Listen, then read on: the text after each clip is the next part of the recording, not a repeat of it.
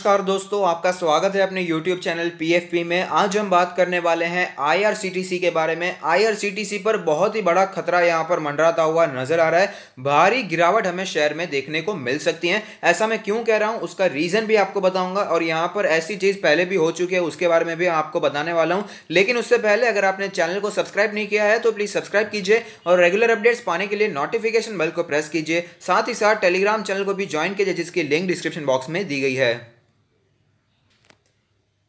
तो आप देख सकते हैं ये न्यूज में मनी कंट्रोल से आपको दिखा रहा हूं। IRCTC shares fall 4% as report suggest government may offload some stake. तो यहां पर अगर गवर्नमेंट अपने स्टेक को कम करती है, रिड्यूस करते हैं, यहां पर OFS लाती है, तो हमें IRCTC में भारी गिरावट देखने को मिल सकती है। और यहां पर ऐसा पहले भी हो चुका है, ऐसा मैंने कहा था। यहां पर कहां पर हुआ है ये भी मैं आपको बताना चाहूंगा। BDL यानी कि भारत डायनामिक्स और साथ ही साथ HL यानी कि हिंदुस्तान एरोनॉटिक्स में ऐसा पहले हो चुका है। यहां पर उनके जो OFS लाए थे, उनके जो फ्लोर प्राइस डिसाइड की गई थी, उसके बाद भयंकर गिरावट हमें देखने को मिली और ये गिरावट हमें अभी भी कंटिन्यू रहते हुए भी नजर आ रही है। इसके ऊपर मैंने डेडिकेटेड वीडियो भी बना दिया है। अगर आप वो देखना चाहते हैं तो टॉप राइट कॉर्नर पे एक लिंक आ रही होगी, उसे क्लिक कीजिए और आप वो वीडियो देख सकते हैं। तो यहां पर न्यूज को पढ़ते हैं, क्या है ये न्यूज, कब आने वाला है OFS, उसके बारे में भी जानकारी ले लेते हैं। तो shares of IRCTC fail 4% in morning trade on BSE on September 9 amid reports that the government might sell some stake in the company. As per media reports, the government is planning to sell 15 to 20% of stake in its company via offer for sale. तो यहाँ पर 15 से 20% का अगर माल यहाँ पर company government बेच देती है तो यहाँ पर ऑफर फॉर सेल के माध्यम से ये होने वाला है और यहाँ पर हमें गिरावट देखने को मिल सकती है, जैसा पहले BDL और HL में भी हो चुका है। यहाँ पर फ्लोर प्राइस काफी ज्यादा मार्केट प्राइस से नीचे डिस्काउंट पे आया गया था।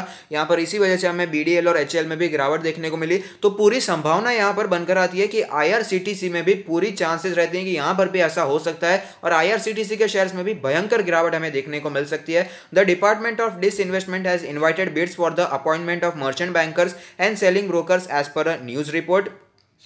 Bids will have to be submitted from September 4 to 10. The bidding process will begin on September 11.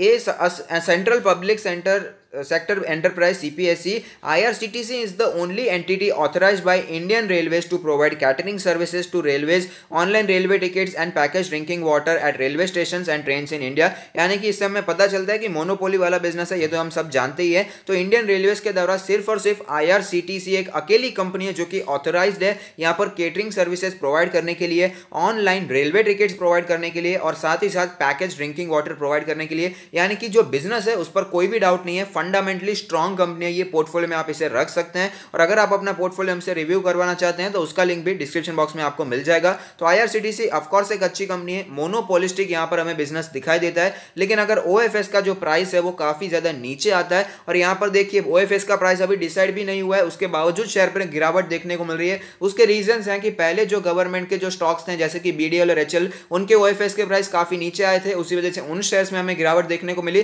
तो यहाँ पर IRCTC में सिर्फ एक न्यूज आ गई कि OFS आने वाला है, उसी वजह से यहाँ पर हमें डर का माहौल बनता हुआ शेयर मार्केट में नजर आया था।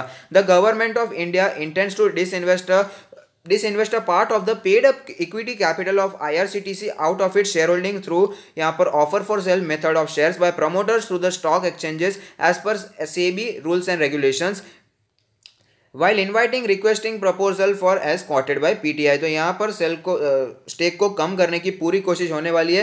The IRCTC OFS will help the government move closer to its 2.1 lakh crore disinvestment targets. Of this, 1.2 lakh crore will come from disinvestment of public sector undertakings and another 90,000 crore from stake sale in financial institutions. तो यहाँ पर आपको बताइए होगा जो budget हमारा आया था वहाँ पर आई थी कि डिसइन्वेस्टमेंट करना चाहते हैं और टारगेट है 2.1 लाख का यहाँ पर डिसइन्वेस्टमेंट का करने का टारगेट रखा गया है और जिसमें से 1.2 लाख करोड़ आने वाला है यहाँ पर डिसइन्वेस्टमेंट और पब्लिक सेक्टर से और 90,000 करोड़ आने वाले हैं फाइनेंशियल स्टेक कम करके, फाइनेंशियल इंस्टीट्यूशन में से अपने स्टेक को कम करके 90,000 करोड़ यहाँ पर रेस करने की पूरी प्लानिंग की जा रही है। फिलहाल यहाँ पर OFS का फ्लोर प्राइस डिसाइड नहीं हुआ है, लेकिन यहाँ पर डर का माहौल तो बन ही चुका है। यहाँ पर मैंने आपको पहले भी कई बार बताया है, जिनका पोर्टफोलियोज मैंने रिव्यू किए हैं उन्हें भी मैंने बताया है और साथ ही साथ वीकली क्वेश्चन आंसर में भी काफी बार यहाँ पर हमें क्वेश्चन आते हैं तो वहां पर भी मैंने आपको जवाब दिया है कि कि IRCTC का फिलहाल बिजनेस नहीं चल रहा है, ये तो आपको पता ही है। लेकिन यहाँ पर अगर OFS आता है और 15 से 20% यानी कि बड़ा अमाउंट यहाँ पर स्टेक सेल होता है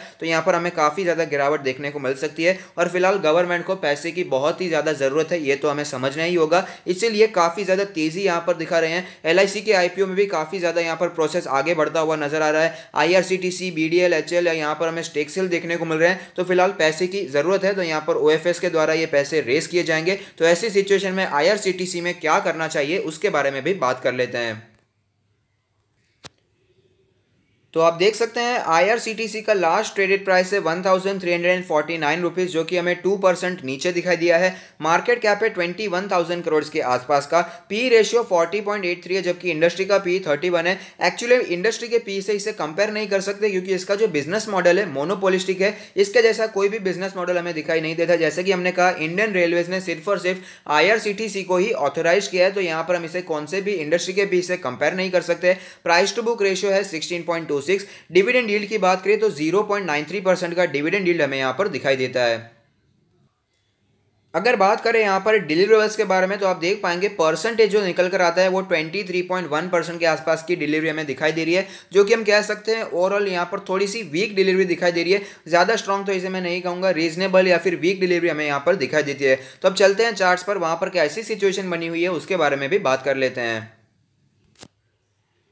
तो आप देख सकते हैं मार्केट क्रैश के पहले स्टॉक यहां पर 2000 के आसपास पहुंच चुका था, लेकिन उसके बाद हमें गिरावट देखने को मिली और मार्केट क्रैश के समय 900 के आसपास स्टॉक ने सपोर्ट लिया और उसके बाद यहां पर स्टॉक ने काफी ज्यादा रिकवरी भी दिखाई दी। 1500 के आसपास स्टॉक पहुंचता हुआ नजर आया था, लेकिन उसके बाद एक ही रेंज में स्टॉक यहां पर फंस चुका था। यहां पर आप देख पाएंगे अभी भी वो वही रेंज पर हमें ट्रेड करता हुआ नजर आता है, कुछ भी ज्यादा मूवमेंट देखने को नहीं मिला है। जबकि हमें यहाँ पर निफ्टी 50 कितना ज्यादा ऊपर जाता हुआ नजर आ रहा है, कुछ स्टॉक यहाँ पर नीचे आ रहे हैं, कुछ ऊपर जा रहे हैं, लेकिन हमें यहाँ पर IRCTC में ज्यादा मूवमेंट देखने को नहीं मिला है। एक ही रेंज में स्टॉक हमें फंसता हुआ नजर आता है। अगर बात करें यहाँ पर करंट सिचुएशन के बारे में तो आप देख पाएंगे करंटली थोड़ी सी यहाँ पर मूवमेंट अच्छी होती हुई नजर आई है। यहाँ पर थोड़ा हमें यहाँ पर गिरावट का माहौल बनता हुआ नजर आया था, लेकिन उसके बाद थोड़ी सी तेजी आई, फिर से यहाँ पर एक ही रेंज में स्टॉक फंसता हुआ नजर आया था। ये रेंज भी टूटने ही वाली थी, 1400 के ऊपर स्टॉक पहुंच चुका था, लेकिन वापस यहाँ पर OFS वाली न्यूज आ गई और स्टॉक में हमें यहाँ पर गिरावट देखने को मिली है। अब देख पाएंगे 100 डेज के EMA के आसपास फिलहाल आज स्टॉक ने सपोर्ट लिया है। काफी ज्यादा बुलिश कैंडल हमें बनती हुई नजर आ रही है। आप देख पाएंगे जो ओपनिंग देखने को मिली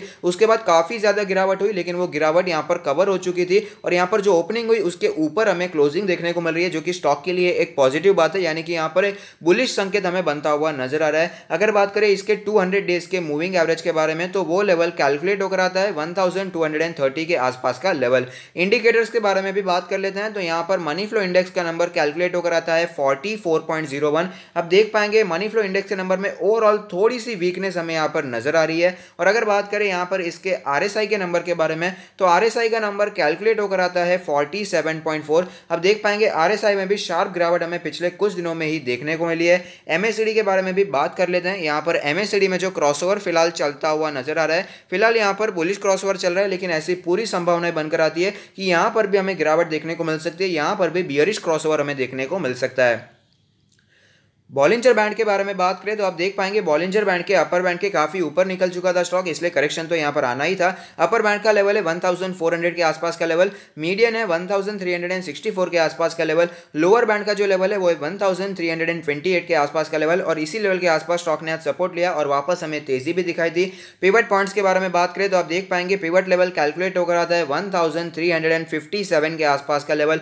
रेजिस्टेंस की बात करें तो स्टॉक ने जो फिलहाल पिवट पॉइंट का रेजिस्टेंस फेस किया है वो रेजिस्टेंस का लेवल जो कैलकुलेट होकर आता है वो लेवल है 1456 के आसपास का लेवल। इसी के आसपास स्टॉक ने फिलहाल रेजिस्टेंस फेस किया है और वापस स्टॉक में गिरावट भी देखने को मिली है। नीचे सपोर्ट्स के बारे में बात करें तो 1300 का सपोर्ट दिखाई देता है, उससे भी नीचे जाए तो 1258 का सपोर्ट भी हमें यहां पर दिखाई दे रहा है। अब चलते हैं ऑल टाइम चार्ट पर, जहां पर एक कैंडल 1 डे को ही रिप्रेजेंट करेगा क्योंकि ज्यादा पुरानी लिस्टिंग नहीं है। यहां पर आप देख पाएंगे लिस्टिंग में लिस्टिंग गेंस ही धमाकेदार देखने को मिले और उसके बाद भी काफी ज्यादा तेजी हमें देखने को मिली थी, लेकिन उसके बाद मार्केट क्रैश आया और काफी ज्यादा स्टॉक नीचे आता हुआ नजर आया था और फिलहाल हमें ये एक ही रेंज में फंसता हुआ नजर आता है। तो ऐसी सिचुएशन में क्या करना चाहिए उसके बारे में बात कर लेते हैं। अगर आपने बहुत ही ज्यादा ऊपर पोजीशन बनाकर रखी है, आप अभी लॉस में चल रहे हैं, तो मेरा मानना है कंपनी तो अच्छी है, कंपनी में कोई भी प्रॉब्लम नहीं है, यहां पर बने रहिए। लेकिन फिलहाल की सिचुएशन भले ही इसके लिए अच्छी नहीं है, लेकिन कंपनी में प्रॉब्लम नहीं है तो आपको बने रहना चाहिए। यहां पर जिन्होंने नीचे पोजीशन बनाकर रखी है, जो प्रॉफिट में चल रहे हैं,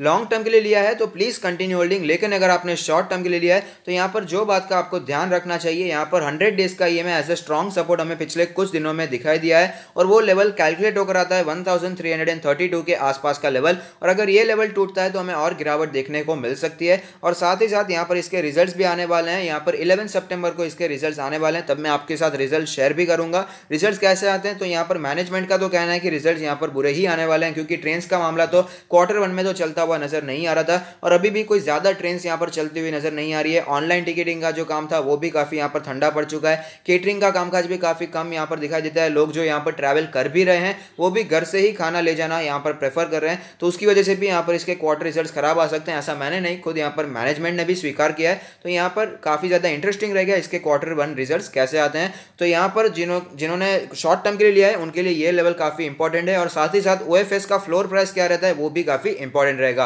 अब बात करें यहाँ पर फ्रेश बाइंग के बारे में, तो करंटली मैं इसमें बिल्कुल भी इन्वेस्टमेंट की अपॉर्चुनिटी नहीं ढूंढ रहा हूँ। यहाँ पर इन्वेस्टमेंट मुझे भी करना है, यहाँ पर मैं करना भी चाहता हूँ, मैंने इन्वेस्टमेंट किया भी था, लेकिन यहाँ पर मैं फिलहाल इन्वेस्टमेंट करंट मार्केट प्राइस पे तो नहीं करना चाहूंगा। इसके क्वार्टर 1 के रिजल्ट तो खराब आएंगे, ये तो एक्सपेक्टेड था, इसकी वजह से गिरावट आएगी, इसके चांसेस काफी कम है। लेकिन यहाँ पर ओएफएस का फ्लोर प्राइस अगर काफी ज्यादा नीचे के प्राइस पर दिखाई देता है तो ऑफकोर्स हमें यहाँ पर एचएल और यहाँ पर बीडीएल वाली सिचुएशन देखने को मिल सकती है। और फ्लोर प्राइस अगर 1100, 1000, 1200 के आसपास दिखाई देता है तो स्टॉक में हमें शार्प गिरावट भी देखने को मिल सकती है। तो उस समय पर हम वहां पर बाइंग के बारे में सोच सकते हैं, क्योंकि ऑफकोर्स स्टॉक तो अच्छा है, कभी ना कभी ट्रेन वापस चलने लगेंगी और वापस आईआरसीटीसी का भी बिजनेस यहाँ पर फ्लरिश होता हुआ नजर आएगा, क्योंकि एट लास्ट तो है मोनोपोलिस्टिक वाला बिजनेस। तो यहाँ पर नजर बनाकर रखेंगे और ओएफएस का फ्लोर प्राइस क्या आता है ये बहुत ही ज्यादा महत्वपूर्ण बात है। तो इससे पहले हम यहाँ पर कोई भी बात नहीं करने वाले कि कौन से लेवल पर बाइंग करना चाहिए, कौन से लेवल पर एग्रेसिव इन्वेस्टर या कौन से लेवल पर कंजर्वेटिव इन्वेस्टर बाइंग कर सकते हैं।